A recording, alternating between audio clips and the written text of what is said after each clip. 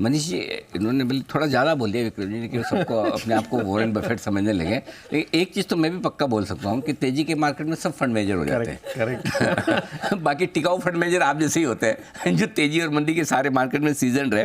कि कहीं आपको ऐसा लग रहा है कि म्यूचुअल फंड्स में जो इन्वेस्टर्स हैं दो तरह के, एक तो सीजन है काफ़ी लंबे समय से, दूसरे कोविड के बाद 3-4 साल में जो आए हैं, उनके बिहेवियर में कोई फ़र्क दिख रहा है कि डर है या वो सोचे पैसा निकाल लूँ या नया न डालूँ, इस तरह के कोई सिग्नल्स हैं आप? अभी तो नहीं है, अभी तक नहीं। मेरे ख्याल से आप इंडिया का एसेट एलोकेशन देख लीजिए।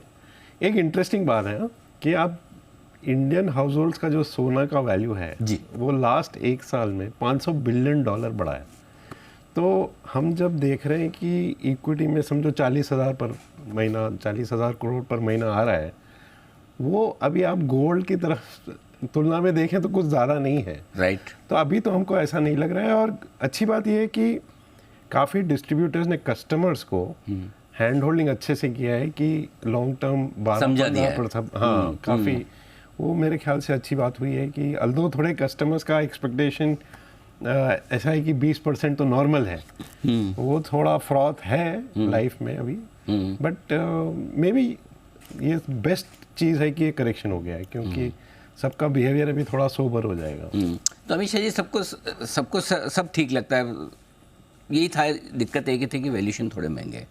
तो क्या अब जितने भी हम घटे हैं, गिरे हैं, वैल्यूशन कंफर्टेबल हो गए हैं या अभी और थोड़ा लाइफ में कंफर्टेबल होना बाकी है?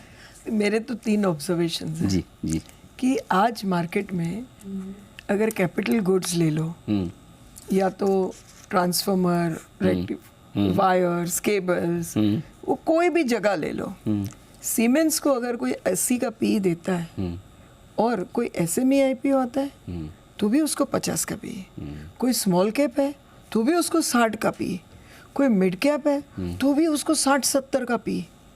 ये जो डिफरेंस बिटवीन मैनेजमेंट कैपेबिलिटी होती है वो पूरी श्रिंक हो चुकी है। दैट इटसेल्फ मेरे हिसाब से बहुत बड़ा रिस्क है। और अभी भी जैसे आपने पूछा ना कि क्या है इन्वेस्टर का एटीट्यूड, तो इन्वेस्टर का सवाल जो, क्योंकि मेरे पास बहुत बड़ा रिटेल डिस्ट्रीब्यूशन भी है, उनका सवाल क्या आता है, थोड़ा मेरा शेयर घटा है, एवरेज कर लूँ? डर ही नहीं है, अभी भी नहीं है, जरा भी नहीं है। भगवान कब डरेंगे?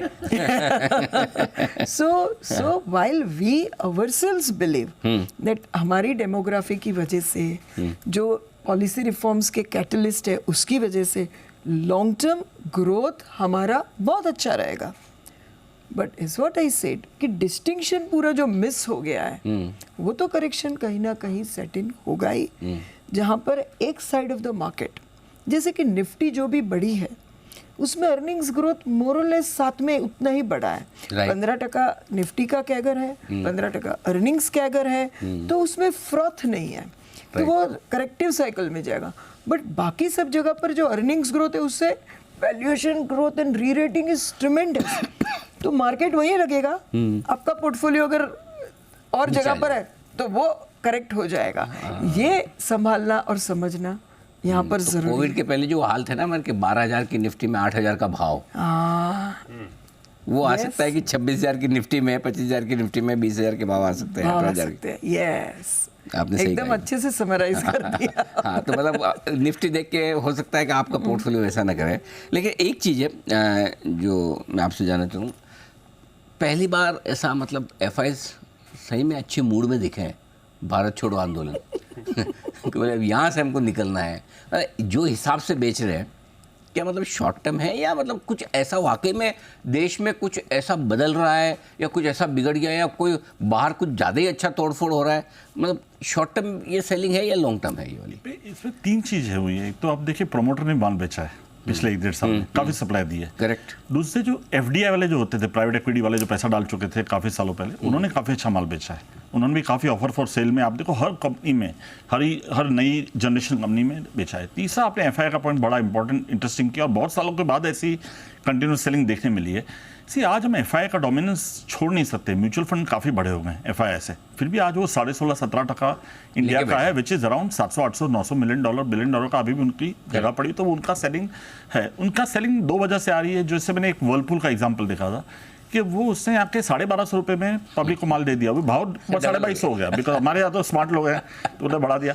तो वो बोलता है मेरा वहाँ का वैल्यूएशन और यहाँ का वैल्यूएशन में जमीन आसमान का फर्क है, वो पेरेंट का वैल्यूएशन सस्ता है। सेम आप सुजुकी का एग्जांपल देख लो, मारुति का वैल्यूएशन सुजुकी का वैल्यूएशन कितना गैप है, सेम जुबिलेंट फूड और डोमिनो का देख लो। सो आई थिंक क्या हो रहा है कि उनको उनको पच नहीं रहा है, पच नहीं रहा है कि मेरे यहाँ पे अगर 20 में जो स्टॉक मिलता है वो यहाँ पे 50 में मिलता है तो मैं थोड़ा कम करूँ। सो ये एक भी रीजन है। और दूसरा रीजन ये कि globally things are not so good, तो उनकी कहीं डेट पड़ी हुई है तो यहाँ पे पैसा बेच के उन्होंने, वर्लपूल ने वहाँ डेट रिपे कर दी, यहाँ का पैसा बेच के। तो ये सेलिंग चल सकती है थोड़े टाइम के लिए। और अभी भी मार्केट वैल्यूएशन थोड़े नीचे हुए हैं, बट इतने नीचे नहीं हुए ग्लोबल मार्केट के एवरेज में। आज हम काफ़ी महंगे हैं आज भी, बिकॉज ऑफ ग्रोथ है। तो वो एक रीज़न है कि एफआई सेलिंग में कंटिन्यू। बट एज मनीष ने बहुत अच्छा पॉइंट बताया कि जो डोमेस्टिक मेच्योरिटी है रिटेल इन्वेस्टर की, जो हैंड होल्डिंग है म्यूचुअल फंड और वेल्थ मैनेजर, वेल्थ डिस्ट्रीब्यूटर्स का, this is a very important point कि जहाँ पे सामने फ्लो आता रहेगा और सप्लाई को ऑब्जर्व करता रहेगा। जिस दिन दुनिया वॉर बंद हो गई, ये हो गया, यूएस इलेक्शन के रिजल्ट आ गए, उस दिन आपको उनको वापस आना पड़ेगा खरीदने के लिए। This what is going to happen. So ये कंटिन्यू चलता रहेगा अभी, because they are in selling mode. But I believe that domestic point जो हम हर दिवाली में डिस्कस करते हैं कि डोमेस्टिक म्यूचुअल फंड की साइज है बहुत छोटी है और बड़ी होती जाएंगी। और this is the biggest positive for the country at large कि हमारा फाइनेंशियलाइजेशन और maturity of the markets have change to a different level.